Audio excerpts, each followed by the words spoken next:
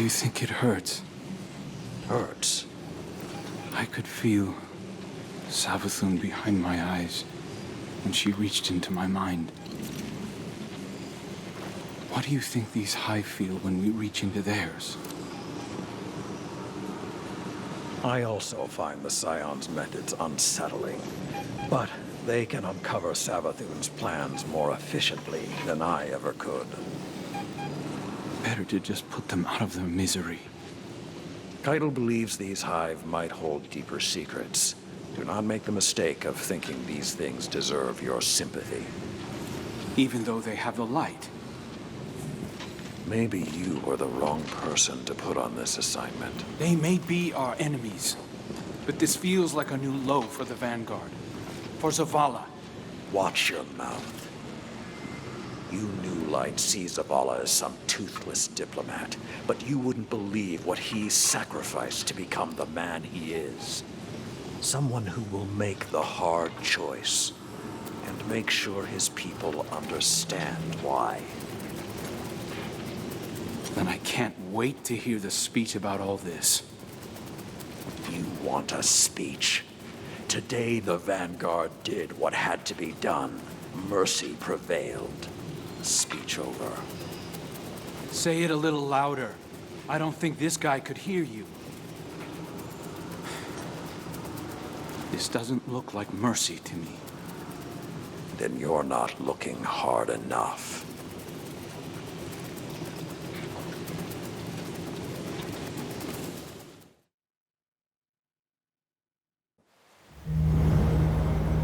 Long ago, even before there was a last city, I was deep on patrol in the old forest when a local villager sought me out.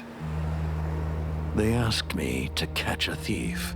I told them the Iron Lords were no mercenaries, but I saw their pride as well as their poverty.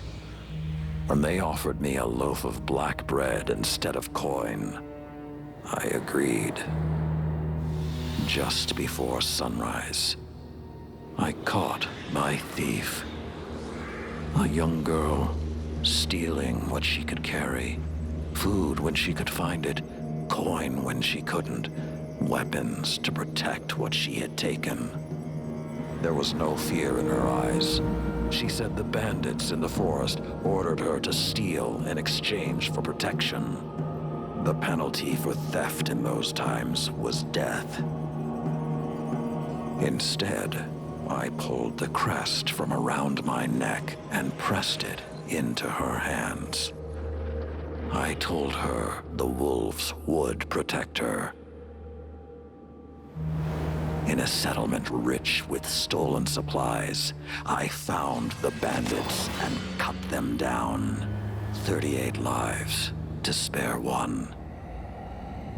And for a time, I believed that was mercy. Many winters passed before I found myself back in that part of the old forest. This time, no one sought me out. So I sought them instead. Wind blew through rotted wood and rusted metal where the village once stood. And behind it, graves. Then piled stones, then bare mounds of earth, and then a pit. My blood was high. I tore through the forest, hunting for those responsible. Finally, in a settlement rich with stolen supplies, I found her.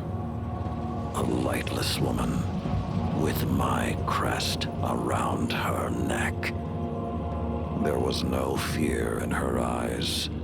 She spoke plainly.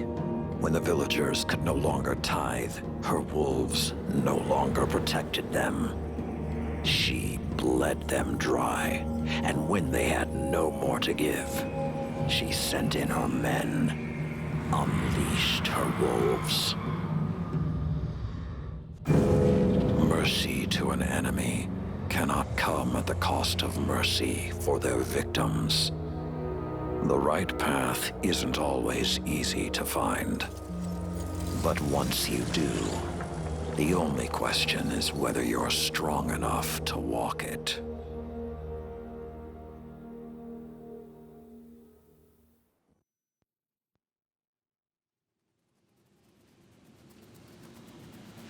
Consider that the next time you feel pity for our enemies.